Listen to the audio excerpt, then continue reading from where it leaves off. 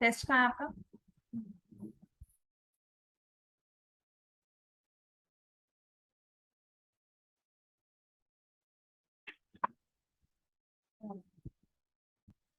कल मैंने आपको क्वेश्चन दिया था एक, है ना?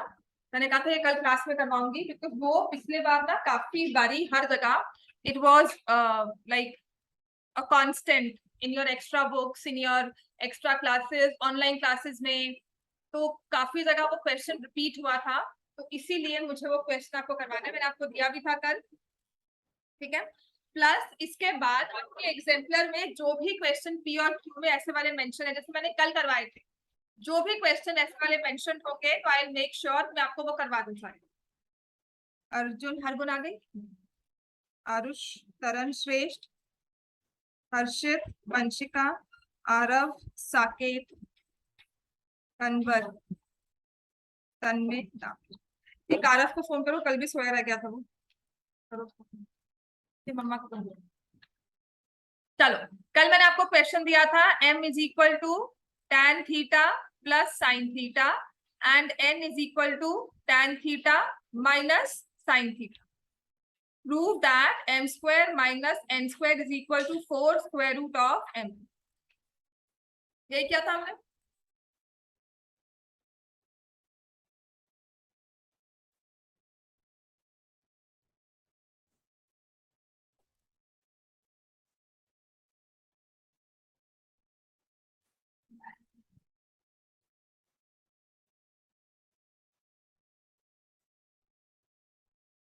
इसके बाद नेक्स्ट अब आपको एप्लीकेशंस ऑफ ट्रिग्नोमेट्री स्टार्ट करवा दूंगी आज, क्योंकि ये 2-3 दिन में टॉपिक पूरा हो जाता है, सिर्फ अगर बुक के क्वेश्चंस ही करें। 1-2 एक्स्ट्रा क्वेश्चंस होंगे जो हमें करने हैं।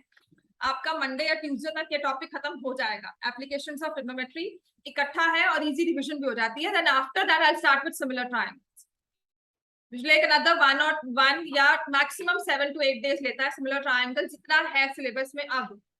तो बहुत जल्दी हो जाएगा और बहुत इजी है, बहुत ज्यादा इजी है सिमिलर ट्रायंगल्स। यही था ना question? tan theta plus sine theta is equal to m, tan theta minus sine theta is equal to n, prove that m square minus n square is equal to 4mn square root of mn। यही करवाया था, लिखवाया था ना कल question. अब इसे करना कैसे है, ठीक है?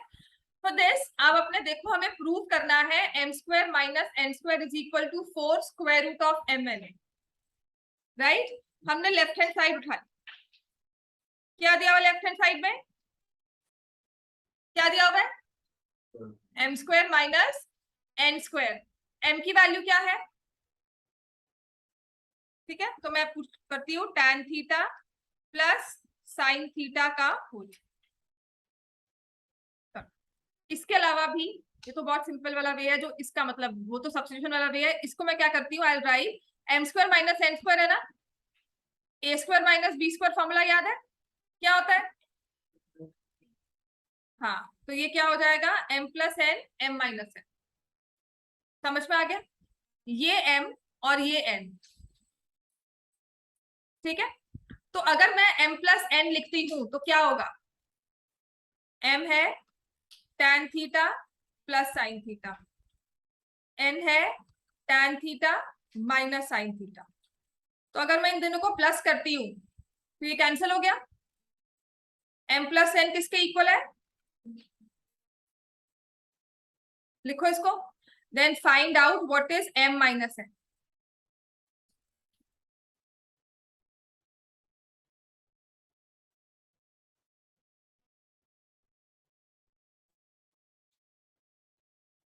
पहले m प्लस n निकाल लिया। जो मैं ये वे बता रही हूँ ना, ये बहुत इजी वे है और जल्दी सॉल्व होने वाला है।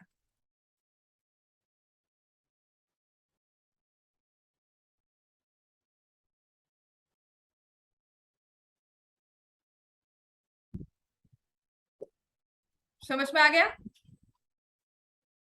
m plus n is 2 tan theta, m minus n is 2 sin theta. हाँ जी, क्लियर है इतना? क्या हो गया ये? 4 tan थीटा sin। ये हमारा लेफ्ट हैंड साइड सॉल्व हुआ है। राइट हैंड साइड पर देखो तो लिखा हुआ है 4mn, वो भी स्क्वायर रूट में। तो यहाँ स्क्वायर रूट दिया हुआ है ना, तो इससे मैंने क्या किया, यहां पर लिखा 4 को एज इट इज बाहर, स्क्वायर रूट लेकर लिख दिया tan square theta into sine square theta. समझ में आ गया? अगर एक सिंपल नंबर है tan theta sine theta, square root में जाएगा तो हो जाएगा tan square theta sine square theta का अंडर रूट। ठीक हो गया? चलो इसको एज इट इज लिखा, ये tan स्क्वायर थीटा, इसको भी याद ही करना है। साइन स्क्वायर थीटा को मैं लिख रही हूँ 1 minus cos square theta.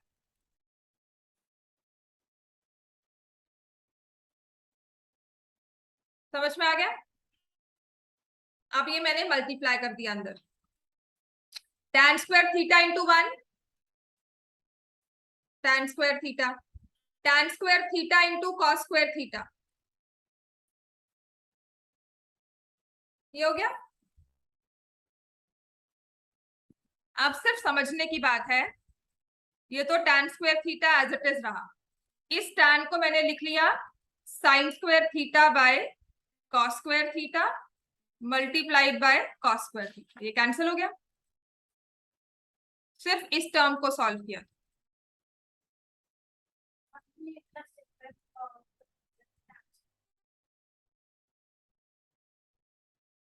Four, यहाँ पे tan थीटा साइन थीटा था ना, तो मैंने इसको स्क्वायर रूट में लिखकर स्क्वायर कर दिया, जिस ताकि प्रूव करे, क्योंकि आंसर मुझे स्क्वायर रूट में दिया हुआ है, mn स्क्वायर रूट में है। क्लियर हो गया ये? तो यहां से आ गया 4 स्क्वायर रूट में आ रहा है tan square theta minus sign square theta. हाँ जी, tan square minus sine square क्या होगा?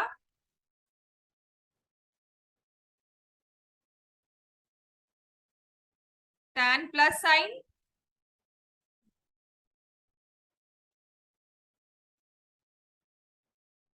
ठीक है।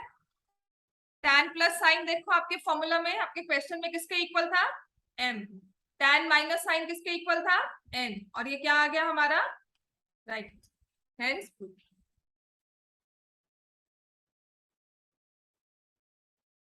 ठीक है। इसके अलावा भी आपके एग्जाम्पलर में 2-3 क्वेश्चंस हैं जो अभी तो नहीं करवा रही, अभी फिलहाल मैं छोड़ रही हूँ उसको, but after some period of time जब हम थोड़ा ट्रिग्नोमेट्री प्रैक्टिस करके टेस्ट ले लेंगे तब वो करवा देंगे, प्रूव वाले क्वेश्चन ही हैं। ठीक है, इतना क्लियर है? अब आते हैं नेक्स्ट, हम नेक्स्ट चैप्टर निकालो, हमारा है चैप्टर 9 एप्लीकेशंस ऑफ ट्रिग्नोमेट्री।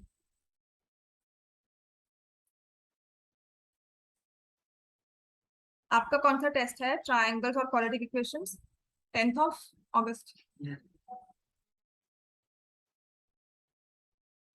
ये है टेस्ट शेड्यूल, वेंसडे को है।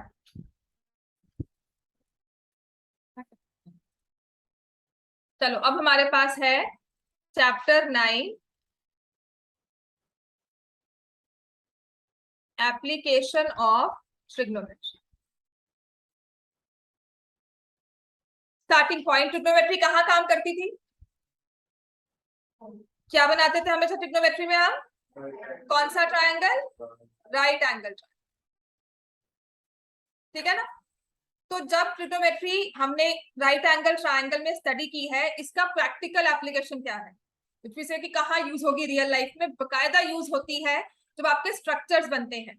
फॉर एग्जाम्पल, आपको किसी बिल्डिंग की हाइट निकालनी है, जब आपको टारगेट को शूट करना होता है, तो किस एंगल पर अपनी गन को रखो सो दैट वो डायरेक्टली एक लाइन बनकर वहीं पे शूट करे, because we are standing here, आपको किसी को यहाँ पे शूट करना है, तो गन को ऐसे थोड़ी ऊपर ऐसे पकड़ लोगे, राइट? तो किसी एक एंगल पे रखेंगे। For example, if some bird is flying in the sky, if I have to look at that bird, तो मैं ऐसे देखकर तो नहीं उसको ऊपर से देख सकती, I have to tilt my head accordingly, और वो कितना, जितना हमारा विजन बना सके। तो एक चीज ट्रिग्नोमेट्री जो हमें हेल्प करती है, या जो हम इसको यूज करते हैं ट्रिग्नोमेट्री को, वो होता है to find heights and to find distance. कितनी हाइट पर कोई चीज है और कितने डिस्टेंस पर हम उसे आराम से देख सकते हैं। फॉर एग्जाम्पल यहाँ पर ये खाई है और यहाँ पर कोई चीज या कोई स्ट्रक्चर बना हुआ है and you are standing here and if you have to see the thing from here, इसके ये डेडलाइन होती है ना कि यहाँ से बाहर आगे जा नहीं सकते, है ना। तो किस एंगल पर आप अपनी टेलीस्कोप को टिल्ट करो या अपने विजन को टिल्ट करो so that you can see that thing properly, right. सबसे इजी एग्जांपल था, कुफरी जाते हैं, अगर आप वहां पे चेक करोगे, वहां पर ना उन्होंने एक वो रखा होता है, साइट सीइंग पॉइंट होता है कि आपको पॉइंट्स दिखाएंगे, तो वहीं पे खड़े होकर वो अपने टेलीस्कोप को घुमाते हैं, ये देखो ये वो वाला पॉइंट है, ये वो पॉइंट है, ये वो ये जो आपका पैलेस है, होटल पैलेस है, वो सारा दिखाते हैं। तो देन आई रियलाइज वो कुछ नहीं किया, आपको वही खड़ा किया हुआ है, उसने सिर्फ एंगल्स की मूवमेंट की है। अगर आप चेक करोगे वो सिर्फ अपनी जो टेलीस्कोप का उसकी जो दूरबीन लगी हुई है ना, उसी को थोड़ा सा टिल्ट करता है ऊपर नीचे, वो एडजस्ट करता है। वो मैन्युअली उन्होंने एंगल्स को याद किया हो, बिकॉज एक्जैक्टली उन्हें कुछ नहीं करना पड़ता, वो सिर्फ मूव करते हैं, थोड़ा सा उन्होंने टाइट किया स्क्रू एंड देन से यू विल सी दिस। दूसरे वाले पे यहाँ पे हो, हर जगह हिल स्टेशन पर होता है। तो next time if you visit एक बार चेक करना, वो कुछ नहीं कर रहे हैं, वो अपने इस टेलीस्कोप इस विजन को वो टिल्ट करते हैं, अकॉर्डिंगली चेंज कर रहे हैं। और ये ट्रिग्नोमेट्री ही है कि इस एंगल पे एडजस्ट करोगे तो वो पॉइंट दिखेगा, इस एंगल पे एडजस्ट करोगे तो वो पॉइंट दिखेगा। आपकी गेमिंग होती है, गेम खेलते हो ना, पबजी है ना, हाँ उसमें शूट नहीं करते, नहीं खेलते। अब ऑल होगा, कुछ कॉल ऑफ ड्यूटी होगा, फोर्टनाइट होगा, कितने सारे हैं, नहीं खेलते, ये तो बहुत खाओ बच्चा है ना। हाँ जब भी शूटिंग की गेम है या इनफैक्ट देखो, जब शूटिंग की गेम पे आप टारगेट को शूट करते हो तो वो आपको पॉइंट दिखाता है कि यहाँ से आप उसे हिट करोगे then the target will shoot. तो वो सब पॉइंट्स आपके गेम में सॉफ्टवेयर में कैसे बने होंगे, ठीक है। क्रिकेट की गेम आती है, वो दिखाता है ना कि यहाँ हिट करोगे तो बॉल का वो अप्रोक्सीमेटली स्विंग दिखाता है। अगर आप क्रिकेट की गेम भी देखोगे या किसी आपकी सॉकर की गेम होती है वीडियो गेम्स में, आप ये समझो, नहीं खेलते अलग बात है, पर ये समझो ये पूरा सॉफ्टवेयर अगर बना होगा तो पीछे इसने कौन से कमांड दिए होंगे so that if you hit the ball here वो जाती है स्विंग करके। तो इसके पीछे सारे जो ये चले हैं, ये क्या है, आपके ट्रिग्नोमेट्री ही है, कुछ कॉन्सेप्ट ट्रिग्नोमेट्री के भी हैं। क्लियर हो गया। अब इसमें हम स्टार्टिंग पॉइंट कैसे करते हैं ट्रिग्नोमेट्री में। पहले तो आपको ये देखना है हाइट या डिस्टेंस, ठीक है, वो भी देख छोड़ो, आपको कोई ना कोई आपकी लोकेशन दी होगी, एक पॉइंट दिया होगा कि हम कहाँ से मेजर कर रहे हैं, कहाँ से देख रहे हैं उस चीज को, ठीक है। तो एक होता है हमारा आई पॉइंट, पॉइंट ऑफ आई, हमारी आई साइड जो है, हम कहाँ पे खड़े हैं, ठीक है। इसको मैं क्या लिखूं, this will B, line of site नहीं है, आई साइड नहीं हो ना, हाँ, this is the observation point, let me से दिस इज द ऑब्जर्वेशन, ठीक है। अब जो भी चीज है हवा में तो नहीं उड़ रही होगी ना कोई ग्राउंड पर होगी, तो हम क्या लेते हैं, this is the ground level और ये हमारा ऑब्जर्वेशन पॉइंट है, ठीक है। यहाँ पर एक बिल्डिंग है, अब इस ऑब्जर्वेशन पॉइंट से, जैसे I am standing, I am sitting here, I have to look at that AC. कोई कहता है मैम ये एसी काम नहीं कर रहा, तो मैं पहले एसी को देखती हूँ, टेम्परेचर चेक करते हैं ना।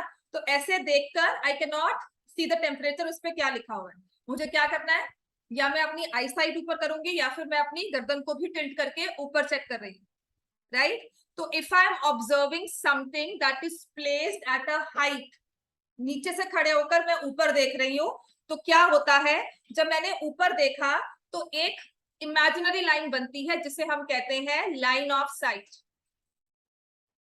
ठीक है।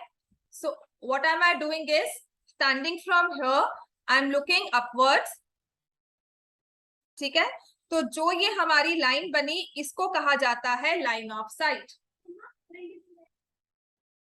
इसे कहते हैं लाइन ऑफ साइट, ठीक है। तो I am observing something over here, यहाँ पे कोई बर्ड है, कोई बलून है, कुछ भी है, मैं उसे ऑब्जर्व कर रही हूँ।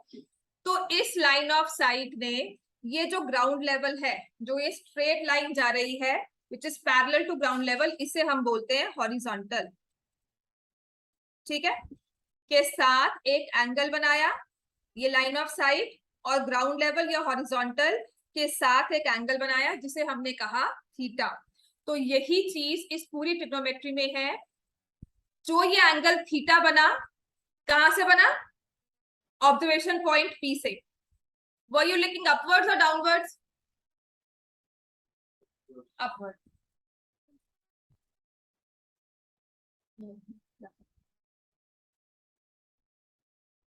ठीक है। तो अगर आप ऊपर देख रहे हो किसी पॉइंट को, किसी ऑब्जेक्ट को, तो आप जब ऊपर देखते हैं तो जो एंगल थीटा होता है इसे बोलते हैं एंगल ऑफ एलिवेशन। समझ में आ गया? ऑब्जर्वेशन पॉइंट से अपवर्ड्स देखा तो ये होता है एंगल ऑफ एलिवेशन। समझ में आया? What is angle of elevation? When you are looking upwards, top of the building का हो, टॉप ऑफ द माउंटेन का हो। ठीक हो गया? आपका ऑब्जर्वेशन पॉइंट नीचे है, आपकी ऑब्जेक्ट जो है वो ऊपर है, और यहाँ पर ना वो ह्यूमन आई बनाई होती है, ठीक है, और इससे आप ऊपर देख। क्लियर हो गया?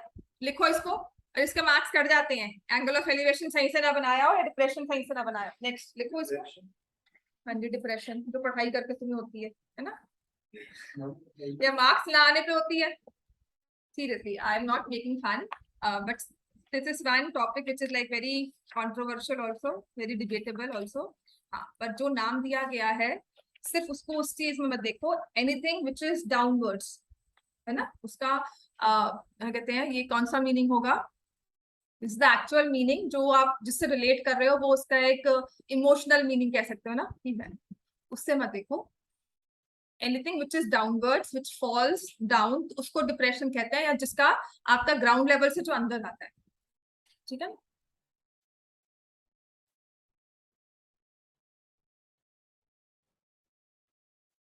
So this is line of sight, this is horizontal। यहां से आपने ऊपर देखा तो जो ये एंगल बनता है वो है angle of elevation. If you look upwards, the angle formed is called the angle of elevation. Clear हो गया इतना? ठीक है, अब ये है हमारा फर्स्ट केस। सेकंड केस, दूसरी तरह का एंगल कौन सा बनता है? ये कोई एक बिल्डिंग है, या छत पे खड़े, ठीक है, जैसे कि you're standing at the top of this building, यहाँ पर फर्स्ट फ्लोर पे खड़े हो, नीचे देखते हो यार वो मेरा फ्रेंड वहां से बाहर निकल गया, तो उसको आवाज लगाते हो ना।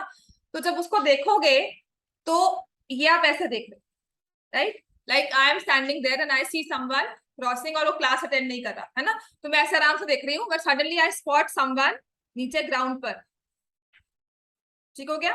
तो मेरा लाइन ऑफ विजन जो है वो स्ट्रेट होता है हमेशा, हम सीधा देख के चलते हैं हमेशा, है ना। साइडवेज एक लेवल जो होता है वो हमारा हॉरिजॉन्टल वाला लेवल होता है, which is parallel to the ground level. तो ये हमारा बना हॉरिजॉन्टल। ठीक हो गया? And I am standing here at the top of this first floor and see and just looking horizontally, मैं देख रही हूँ, and suddenly I spot some person कि वो बाहर से बाहर निकल गया, अंदर नहीं आया क्लास के लिए। तो अगर मुझे उसे देखना है, वो नीचे है ना, तो मैं क्या करूंगी, अपने विजन को टिल्ट करूंगी और नीचे देखूंगी। ठीक है?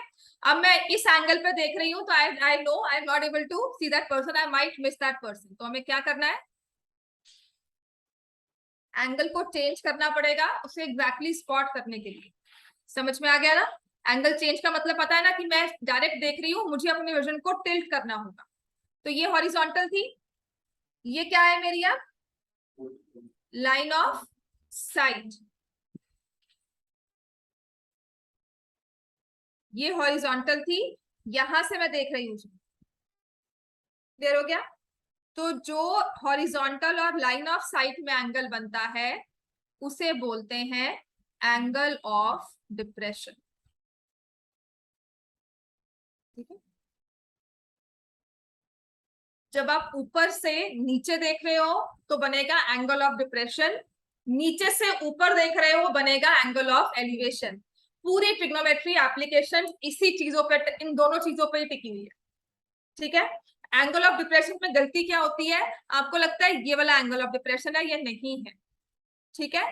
हमेशा हॉरिजॉन्टल और लाइन ऑफ साइट के बीच में एंगल ऑफ डिप्रेशन बनेगा। ये 1 मार्क क्वेश्चन आता है और गलत भी हो जाता है कि एंगल ऑफ डिप्रेशन ड्रॉ करो प्रॉपरली, और जहां दिया होगा क्वेश्चन में एंगल ऑफ डिप्रेशन आपको बनाना है, नहीं बनाओगे पूरा क्वेश्चन गलत हो सकता है, 0 मार्क्स। चाहे 4 मार्क का क्वेश्चन हो, आपने एंगल ऑफ डिप्रेशन नहीं बनाया तो 0 मिलेगा।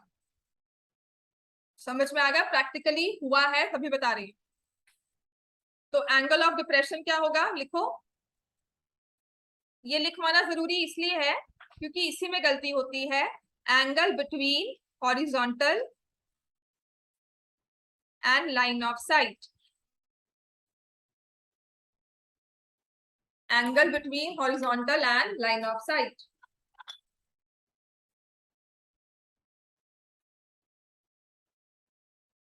Angle between horizontal and line of site. Depression में देख लो कि आप डाउनवर्ड्स देख रहे हो, एलिवेशन में हम अपवर्ड्स देख रहे हैं। समझ में आ गया? एलिवेशन में लुकिंग अपवर्ड्स, डिप्रेशन में लुकिंग डाउनवर्ड्स। क्लियर हो गया? जो भी वेरिएशन आएगी वो क्वेश्चन बाय क्वेश्चन, आपके बुक के ही क्वेश्चन जितने हैं वो कर लेना, बाकी मैं वर्कशीट भी दे दूंगी, उसके क्वेश्चंस भी करवा दूंगी। ये चैप्टर मुश्किल बिल्कुल भी नहीं है, बहुत स्कोरिंग है। इसमें 70% काम होता है इस फिगर को बनाने का।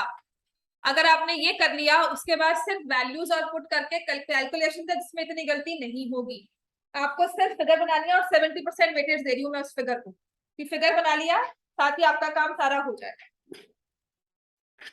समझ में आ गया? चलो एग्जाम्पल नंबर 1। इसे ना पूरा एक्सप्लेन किया हुआ है कि एक इंस्ट्रूमेंट बनाया हुआ है कि how did we measure angles of elevation और डिप्रेशन, हम कैसे मेजर करते थे। थियोडोलाइट एक इंस्ट्रूमेंट बना हुआ है आपके फर्स्ट पेज पर, और पूरा उसने लिखा हुआ है कि इमेजिनरी लाइन है, हाइट्स एंड डिस्टेंसेस है, angle of elevation, line of site, angle of depression. ठीक है, चलो आ जाओ। तो एग्जाम्पल नंबर 1, पेज 198। साकेत लिख रहे हो कि साइंस का टेस्ट रिवाइज कर रहे हो? नहीं मैम, लिख रहा हूँ।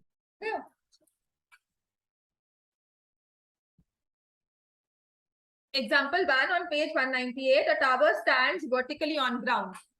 क्या लिखा हुआ है, पहले इसी को पढ़ोगे। अ टावर, टावर कैसा होता है? सीधा, बिल्कुल 90 डिग्री। ये वो टावर नहीं है कि टिल्टेड होगा, जब तक मेंशन नहीं होगा। टिल्टेड वाला आपके सिलेबस में नहीं है, होते हैं वो क्वेश्चंस भी, पर वो आपके सिलेबस में नहीं है ना। लीनिंग टावर पिज्जा है ना, जिसको हम कहते हैं वो टिल्टेड है, वो एक एंगल पे है ना, वो वाला टावर नहीं है, ये नॉर्मल टावर है। तो यू हैव दिस ग्राउंड, कहीं ना कहीं खड़ा ही होगा, हवा में तो नहीं उड़ रहा होगा, है ना। ये हमारा ग्राउंड लेवल है, and there is this tower. A tower stands vertically on the ground. जो उसने बनाया हुआ वो हमें आर्ट नहीं करनी है, हमें डायरेक्टली एक वर्टिकल लाइन के साथ ही उसे शो करना है।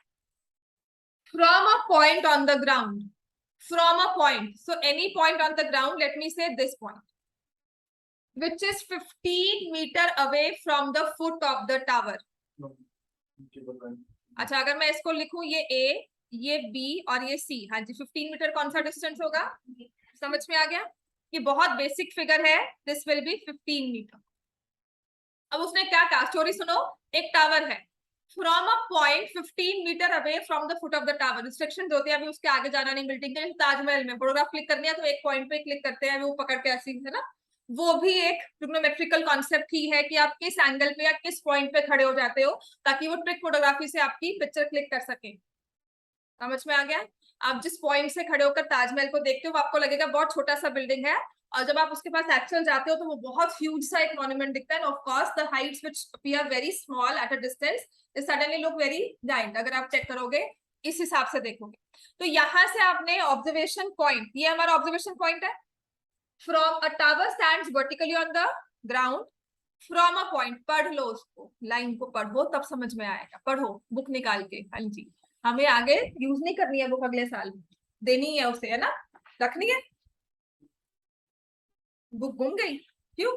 अगले साल फिर से रिपीट करना है हमें 10th को, कि अगले साल ढूंढ लेंगे अच्छे से। हाँ, पहले भी क्लास में ना बच्चा था, वो बुक लाता नहीं था, मैं कहते किसी साल यूज करनी है, मैं अगले साल तो यूज करनी नहीं है, कहता हाँ बिल्कुल, फिर वो लाने लग गया। हाँ, क्या कहा? हाँ, नहीं ले लो, क्योंकि इसी साल यूज करनी है, अगले साल ना यूज करनी पड़ेगी, इस इंटेंशन के साथ लो। So from a point which is 15 meter away from the foot of the tower, the angle of elevation, angle of elevation मतलब यहां से, अब ग्राउंड पे खड़े हो तो ऊपर ही देख रहे होगे, angle of elevation of the top of the tower is found to be 60 degree. यहां से इसको चेक किया, this angle of elevation is 60 degree. ये 60 डिग्री नहीं भी लग रहा अगर आपको एंगल, तो 60 ही है, because figure is not drawn as per scale. ठीक हो गया? अब उसने कहा है find the height of the tower. Diagram तो बना लो, देखने से अच्छा। हाँ बनाओ, कब बनाना है? ये भी अगले साल, next session. I am being very sarcastic. Next session खुद बनाओ। फिर अभी पेन चलाओगी ना? मैं तो यहाँ रहूंगी। मैं तो अगले सेशन आगे 10 सेशंस भी हूँ। तुम्हें कितने सेशन बैठना है यहाँ पे? कर लो। So from a point which is 15 meter away from the foot of the tower, the angle of elevation of the top is found to be 60 degree. उसने क्या कहा है? Find the height of the tower. ठीक है, तो इसको, हाँ, इस चीज को ना, पूरे चीज को पहले एक्सप्लेन करते हैं। Let A B the tower, नहीं लिखोगे मार्क्स बिल्कुल कट जाएंगे, ऑफ हाइट h मीटर्स। हाँ जी, बहुत इजीली जल्दी से हो जाएगा। अभी कर लेंगे, बहुत जल्दी हो जाएगा, बाद में फिर से वो सब भूल चुके होंगे। और ट्यूसडे तक मैं मैक्सिमम कह रही हूँ खिंचकर खत्म हो जाएगा ये। उसके बाद हम स्टार्ट करेंगे सिमिलर ट्रायंगल्स, जो और जल्दी हो जाएगा बिकॉज पाइथागोरस में ही है ना? Very happy. हाँ, फुल टेस्ट में कैसे करोगे? कल आ जाओ मेरे पास, मैं करा दूंगी। डिलीटेड है। हाँ, मुझसे डाउट्स वगैरह पूछ लो अगर आपके हैं तो। समझ नहीं आया क्या करूँगा? सच में कोई हल नहीं है। A B with tower of height h meters, तो ये ले लिया h। C B C is equal to 15 meters. Angle A C B, angle of elevation is equal to 60 degree. हाँ जी, पूरा भी एक्सप्लेन करने नहीं बैठना कि C is the point of observation, ऐसा नहीं, इतना भी मत लिखो, सिंपली एक्सप्लेन कर दो। फिर आपको क्या कह रहा है कि वो हाइट निकालनी है, तो मैं लिखूंगी in triangle A B C right angled at B. ठीक हो गया? अब मैं साइड्स की रेशियो बना रही हूं, A B upon B C किसके इक्वल हुआ? tan 60। समझ में आया? ए बी 60 के ऑपोजिट साइड, बी सी 60 के adjacent side. A B upon B C is equal to tan 60।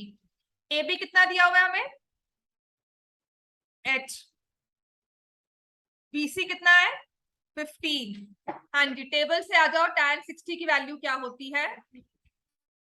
Table में देखो, आपने लिखा होगा √3। तो यहां से मेरे पास आ जाएगा h is equal to 15 √3 metres. Therefore, height of tower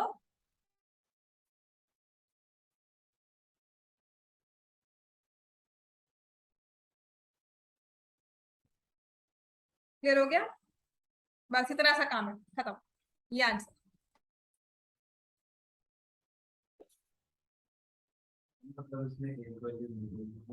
triangle में एक एंगल दिया होगा, एक साइड दी होगी, उसकी पूरी हिस्ट्री निकाल सकते हैं। tan ही होता है यूजुअली, बिकॉज हाइट और डिस्टेंस के बीच में ही रेशियो होती है। So if they ask you find the hypotenuse in some way, then you will say कि हाँ, हम कोई और रेशियो यूज करेंगे, साइन या कॉस, जो भी आपको पसंद हो। वो यहाँ पर जब आपने उसकी हाइट निकाली, ठीक है ना? अगर डायरेक्टली 15 से मुझे ये निकालना हो तो मैं प्रेफर करूंगी कि ट्रिग्नोमेट्री की जगह मैं पाइथागोरस की जगह ट्रिग्नोमेट्री यूज करूंगी। ठीक है, वो भी आ जाएगा क्वेश्चन।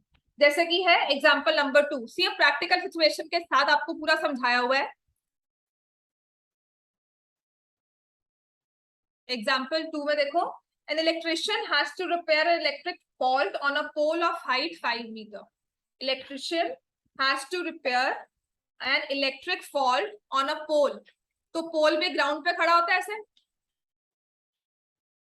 ठीक है, और यहां से ऐसे होगा, हाइट दी हुई है 5 मीटर, और ये वर्टिकल होगा हमेशा।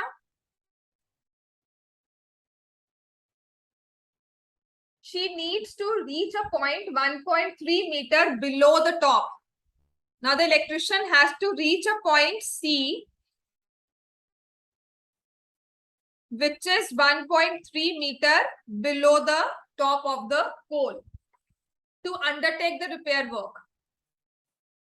What should be the length of the ladder that she should use, which when inclined at an angle of 60 degree to the horizontal? कितनी लेडर की लेंथ हो कि उसके एंगल जो बनना है वो बनना है 60 डिग्री का।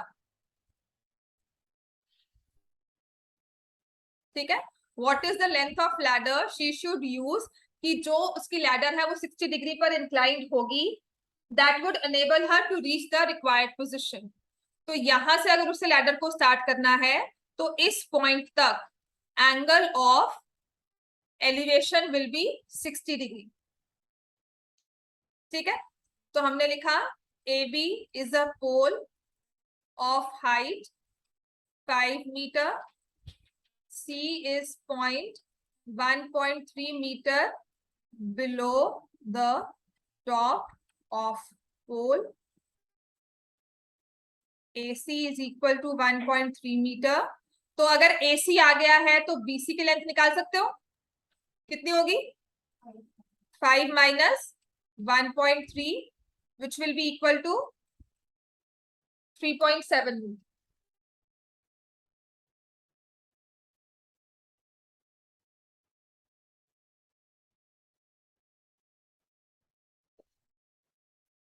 तो आपके पास ये वाली हाइट है 3.7 मीटर। पहले क्या निकालना है आपको? Let me take this point as D. CD क्या है? CD is the ladder and angle BDC, angle of elevation which is equal to 60 degree. ये सारा फिगर पहले थोड़ा सा ऐसे ही लाइंस को आपको एक्सप्लेन करना ही पड़ेगा कि आपने AB को क्या लिया है, आपका एंगल ऑफ एलिवेशन कितना है, वो सब आपको मेंशन करना है। समझ में आ गया? एंगल ऑफ एलिवेशन है या एंगल ऑफ डिप्रेशन है वो हमेशा बताया होगा, नहीं बताया होगा तो इंफॉर्मेशन होगी कि आप निकाल सकते हो। ठीक है, इतना क्लियर हो गया? अब हमें क्या करना है इसके बाद? हाँ, निकालना क्या है हमें? फाइंड द, क्या है? Find the length of the ladder. Ladder मतलब हमें कौन सी लेंथ निकालनी है? CD। CD का मतलब हम यूज करेंगे हाइपोटेन्यूज, जिसमें यूज होता है वो वाला कोई एक रेशियो। तो मैं ले रही हूँ इन ट्रायंगल CBD, राइट?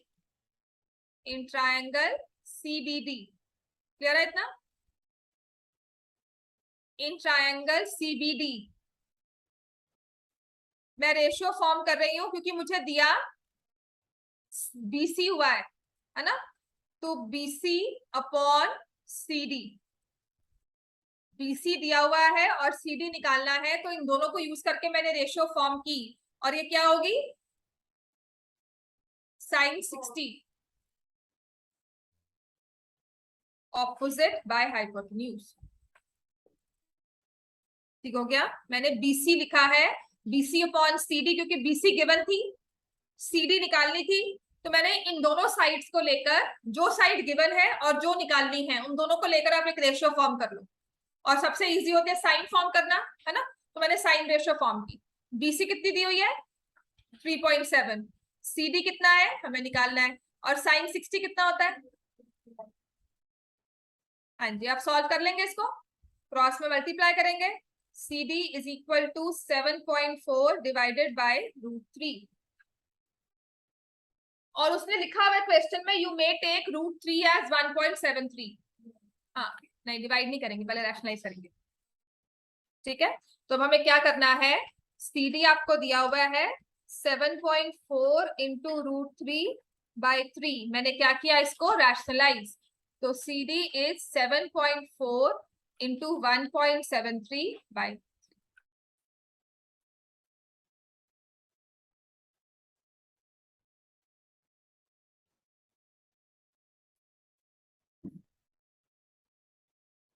इसको सॉल्व करो और ऐसे ही आपको निकालना है इसके बाद how far from the foot of the pole. ये फुट ऑफ द पोल था पॉइंट B।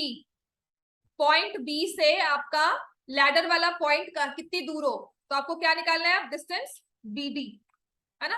तो हम क्या फॉर्म करते हैं in triangle CBD? CB upon BD क्या बन गया? ये tan 60। CB upon BD tan 60। CB दिया हुआ है 3.7, tan 60 हमें BD हमें निकालना है, tan 60 होता है √3। तो BD is equal to 3.7 by √3। तो आप ये दोनों वैल्यूज जो है सॉल्व करोगे। क्लियर हो गया बच्चों?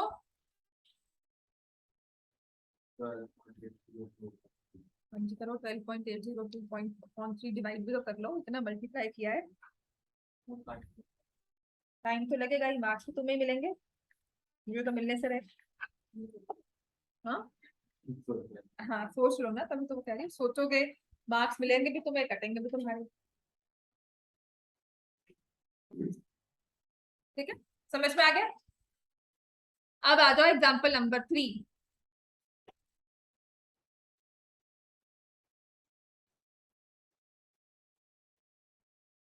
कैलकुलेशंस कर लेना, और डिवाइड बाय 1.73 करने से अच्छा है हम लिखते हैं 3.7 इंटू 3 इंटू √3 बाय।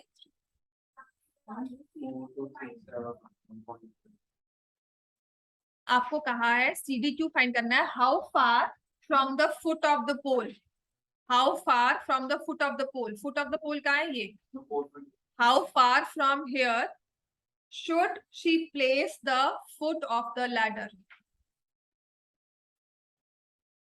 क्वेश्चन पढ़ो, लास्ट लाइन क्या लिखी है? How far from the foot of the pole she should place the foot of the ladder.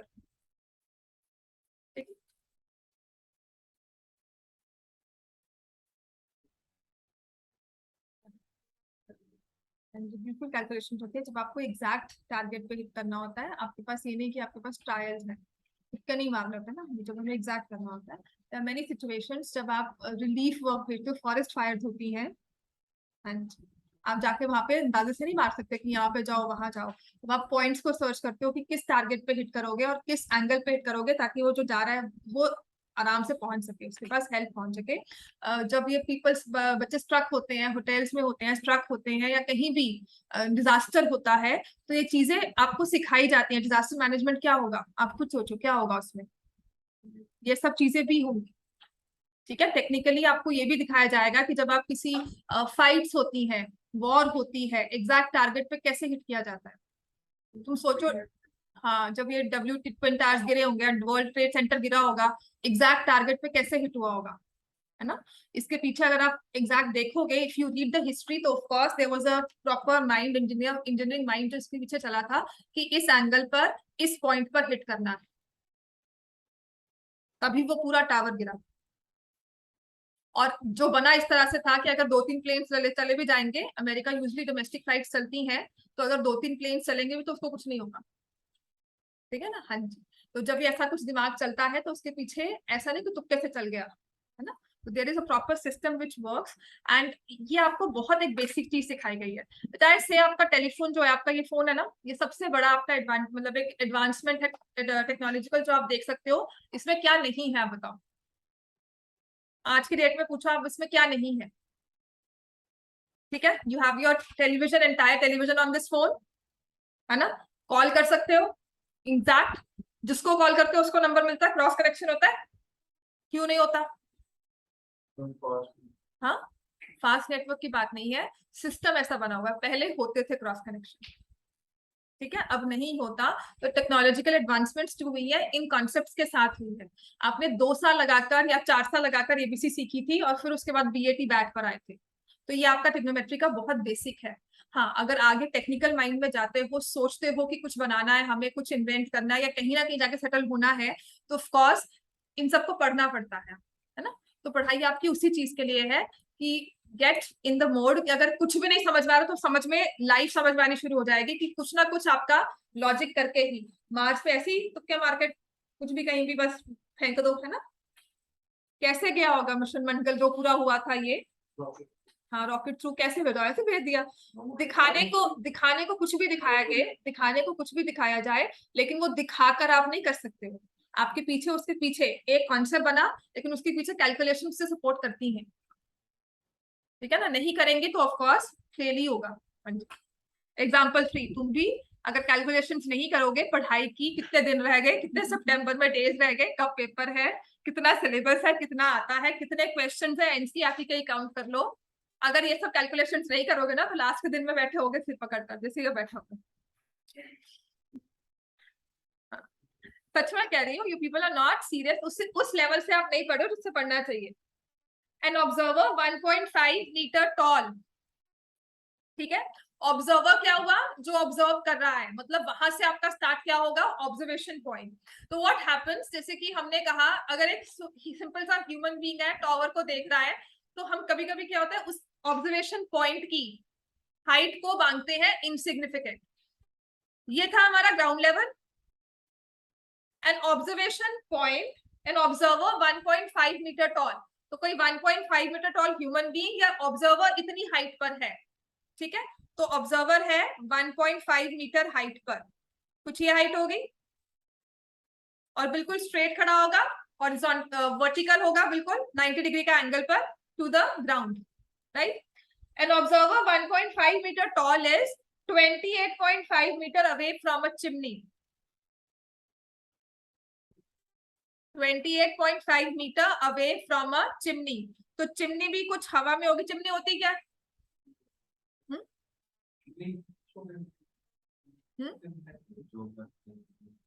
हाँ जी, और पहले बिल्डिंग्स में चिमनी बनती थी, फायरप्लेस देखा है ना, फायरप्लेस जो पुराने वो ओल्ड मूवीज में दिखाते हैं, तो वहां पर एक आग वाला पॉइंट था, और जहां से पूरा उसका जो धुआं है या जो भी उसका स्मोक था वो बाहर निकलता था, चिमनी है। या जो आजकल उसमें इंडस्ट्रीज में लगी होती है ना, देखते हो ना कहीं कहीं इंडस्ट्रियल एरिया में जाके बड़ा सा धुआं निकल रहा होता है, तो उसको चिमनी बोलते हैं, ठीक हो गया। तो यहां से एक चिमनी है, observer 1.5 metre tall, 28.5 metre away from a chimney, the angle of elevation of the top of chimney. तो यहां से उसने, ये चिमनी खड़ी हुई है यहाँ पर, है ना, standing vertically to the ground, cause, so the angle of elevation from the observer to the top of the chimney from her eyes is 45 degree. तो यहां पर समझ में आता है हमारा हॉरिजॉन्टल बनता है। ये जो उसका था स्ट्रेट देखने वाला विजन था, और जब उसने टॉप ऑफ द चिमनी को स्टडी किया तो उसे एंगल ऑफ एलिवेशन बनाना पड़ा 45 डिग्री। तो पहले हम इस पूरे डायग्राम को एक्सप्लेन करेंगे।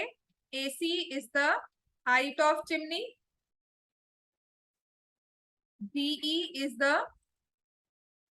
height of observer, which is 1.5 meter. Angle AEB is 45 degree. Angle of elevation CD is equal to 28.5 meter.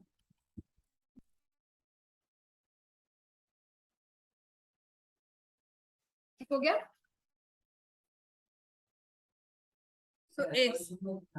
हाँ जी, नहीं लिखोगे मार्क्स कट जाते हैं, आपको एक्सप्लेन करना पड़ता है कि आपने दिया क्या। जैसे आप लिखते हो ना, let the number of the cost of one picture be X rupees, cost of one table भी Y रुपीज, ये वही चीज है आपकी। ठीक हो गया? हाँ जी, ये 90 डिग्री है, ये भी 90 डिग्री है, ठीक है। चिमनी की हाइट कितनी है? AC हमने उसे ले लिया H मीटर। ट्रायंगल कौन सा लेंगे इसमें? ABE। क्यों? सबसे बड़ी चीज, सबसे बड़ी चीज इसमें क्या होती है कि ट्रायंगल कौन सा लेंगे, तो कुछ नहीं करना, एंगल कौन सा लिया था, एंगल AEB। ट्रायंगल भी कौन सा लेंगे, ट्रायंगल ABE। समझ में आ गया? जिस ट्रायंगल में ये एंगल बन रहा है आपको वही लेना पड़ेगा, इन ट्रायंगल ABE, ठीक है। अच्छा, अगर आपका DE 1.5 है तो व्हाट अबाउट BC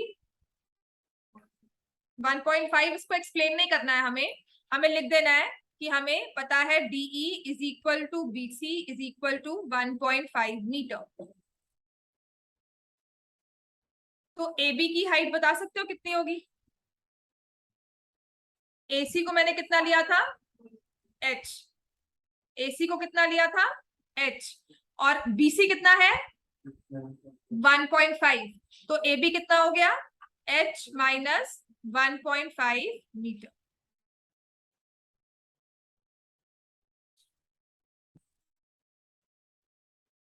क्लियर हो गया इतना? अब आ जाओ in triangle A B upon BE, A B upon BE क्या लेंगे, tan 45 डिग्री। हाँ जी, बीई की लेंथ क्या है, क्लियर हो गया। ये भी एक्सप्लेन करने की जरूरत नहीं है आपको कि क्यों है, रीजन नहीं देना, हमें सिर्फ बताना है कि दिख रहा है कि सीई और बीई की लेंथ सेम होगी, ये परपेंडिकुलर ड्रॉ हुए हैं और परपेंडिकुलर से रेक्टेंगल बन के ऑपोजिट साइड्स आर इक्वल, ये कुछ नहीं एक्सप्लेन करना, सिर्फ लिख देना है। तो ए बी हमने लिखा था h माइनस 1.5, बीई लिखा था हमने 28.5, tan 45 कितना हो गया 1, समझ में आ गया।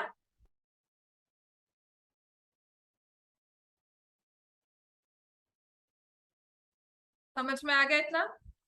ए बी की लेंथ आपने लिखी थी h माइनस 1.5, बीई हमने लिखा है 28.5, tan 45 from the table is 1। इसको जब आप क्रॉस मल्टीप्लाई करोगे तो हमारे पास आ जाएगा h minus 1.5 upon 28.5 is equal to 1, या h is equal to 1.5 28.5, h minus 1.5, h minus 1.5 is 28.5, तो h की वैल्यू क्या आ गई 30 metres. Therefore height of chimney कितना हो जाएगा 30।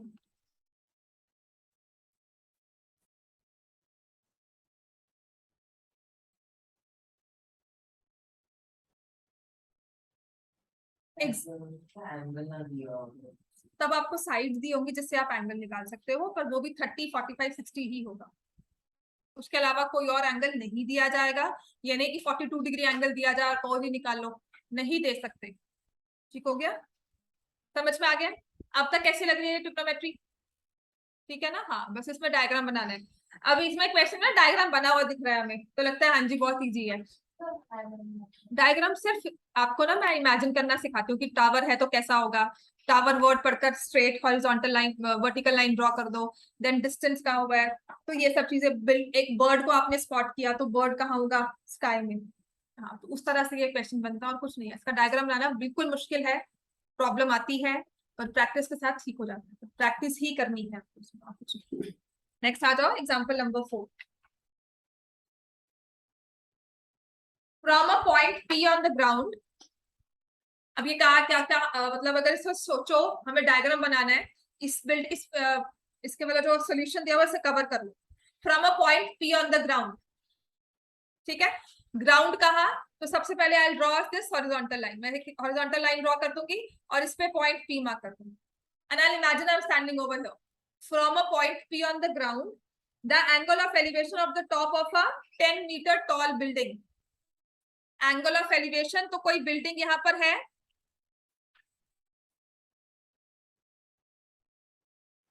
जिसकी हाइट मुझे क्या दी हुई है 10 metre toll.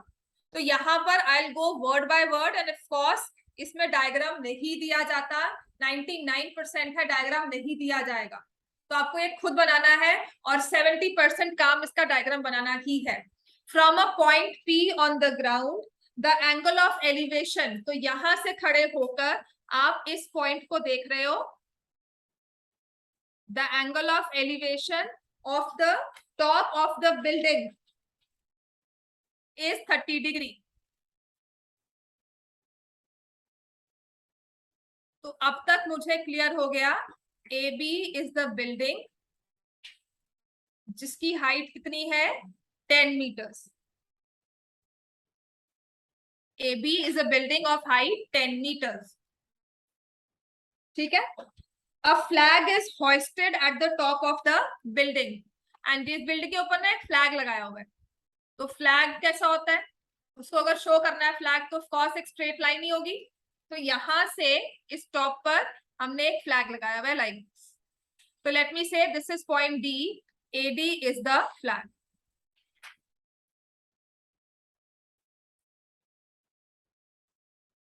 And the angle of elevation, again angle of elevation का है, इसका मतलब आप नीचे से खड़े होकर ऊपर देख रहे हो, चाहे फ्लैग स्टाफ है, यहाँ पर उसने फ्लैग स्टाफ मेंशन किया है, and the angle of elevation of the top of the flag staff from point P, P से इस टॉप तक एंगल ऑफ एलिवेशन क्या बनकर आया? 45. तो ये एंगल हो गया. सो AD is the flag staff. ठीक है. तो उसने कहा है find the length of the flag staff. Length of the flag staff. Find the length of the flag staff of height h meters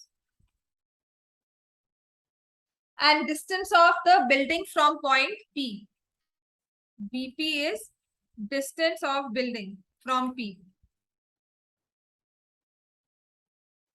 तो जो आपके पेपर में क्वेश्चन आएंगे वो ये वाले होंगे जिसमें दो ट्रायंगल्स बनते हैं, दो एंगल्स दिए हुए हैं, लेकिन लेंथ सिर्फ एक ही दी जाएगी. आपको एक ही 10 मीटर दिया हुआ है और कुछ नहीं दिया हुआ, लेकिन दो एंगल है. उन दो एंगल से दो ट्रायंगल बने. एंगल कौन कौन से हैं? एंगल ए पी बी कितना है? 30 डिग्री. और एंगल डी पी बी कितना है? 45 degree. And these both are angles of elevation.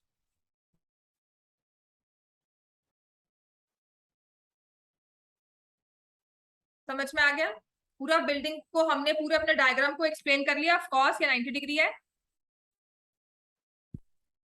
कौन सा ट्रायंगल लेना है? इसको मैंने एक्स ले लिया और ये हमारी हाइट एच है. ठीक है. वो हमारा क्लू क्या होता है कि जहां पे जो एंगल है ना वही वाला ट्रायंगल ले लो. तो पहले मैंने ट्रायंगल लिया छोटे वाला. सबने डिस्क्रिप्शन लिख लिया? इसकी रब कर दो. लिख लिया ना? पहले ट्रायंगल कौन सा लोगे? जिसमें 30 डिग्री एंगल बना हुआ है, एपी. ठीक है. तो in triangle A B P 90 degree को बीच में रखते हैं. आपके पास ए बी अपॉन बीपी, मैंने ये रेशियो फॉर्म की, इज इक्वल टू किसके आएगा? A B upon BP. Tan कौन से वाला? 30. ए बी की लेंथ कितनी दी हुई है? 10. बीपी की लेंथ कितनी दी हुई है? x. और टैन 30 कितना होता है? तो x की वैल्यू कितनी आ गई? समझ में आ गया? और √3 की वैल्यू दी हुई है तो मुझे वैल्यू भी पुट करनी पड़ेगी और लिखेंगे 1.732, पर 10 से मल्टीप्लाई हो रहा है तो 17.32 मीटर. तो दिस डिस्टेंस इज 17.32 मीटर. अब इसके बाद कौन सा ट्रायंगल लेंगे जिसमें 45 डिग्री एंगल बन रहा है? In triangle D B P, D B upon BP is equal to dB upon BP. कौन सा एंगल है? 45. इक्वल्स टू क्या हो जाएगा? tan 45. dB कितना हो जाएगा? dB लेंथ कितनी है? h माइनस की प्लस. देखो h प्लस 10. समझ में आ गया? dB की लेंथ कितनी है? h plus 10. BP कितना है? आपने x निकाला था, या हमारे पास था 10√3. tan 45 किसके इक्वल होता है? 1. तो h plus 10 is equal to 10√3. h plus 10 is equal to 10√3. h is equal to 10√3 minus 10. समझ में आ गया?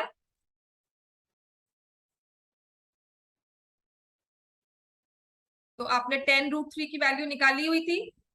17.32 माइनस 10, हाइट कितनी आ गई फ्लैग स्टाफ की? 7.32 मीटर्स. कैलकुलेशंस ऐसी वाली आती है, बहुत लंबी चौड़ी वाली कैलकुलेशंस नहीं आएंगी. कैलकुलेशंस अगर आएंगी तो ये वाली आएंगी. इतना क्लियर है? Exercise 9.1 question number 1.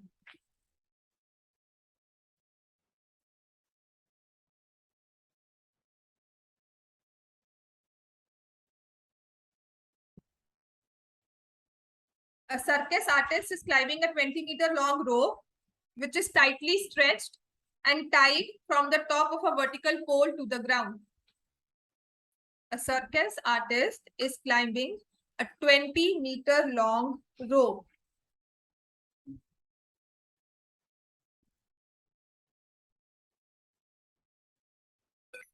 which is tightly stretched and tied from the top of a vertical pole to the ground. तो कोई एक पोल है जहां से इस रोप को बांधा हुआ है और ये वर्टिकल पोल है, ठीक है। और जो ये रोप है उसे कैसे टाई किया गया है? Find the height of the pole if the angle made by the rope with the ground level. तो इस रोप को कैसे बांधा होगा? समझ में आ गया? Angle made by the rope with the ground level is 32। तो ए बी को क्या लेंगे इसमें? A B is the pole of height h meters, AC क्या है? Rope of length how much? 20 meters। तो AC हमें क्या दिया हुआ है इसमें? हाइपोटेन्यूज। AC क्या दिया हुआ है? हाइपोटेन्यूज। तो find the height of the pole. तो हम क्या लिखेंगे? In triangle ABC, of course you'll write angle ACB is 60 degree, is 30 degree, which is angle of elevation। समझ में आ गया इतना? इन ट्रायंगल ABC, अब मुझे AB निकालना है और AC निकालना है। AB अपॉन AC कितना हो जाएगा? sin 30। AB कितनी है? H। AC कितना है? 20। sin 30 is half. तो वैल्यू कितनी आ गई?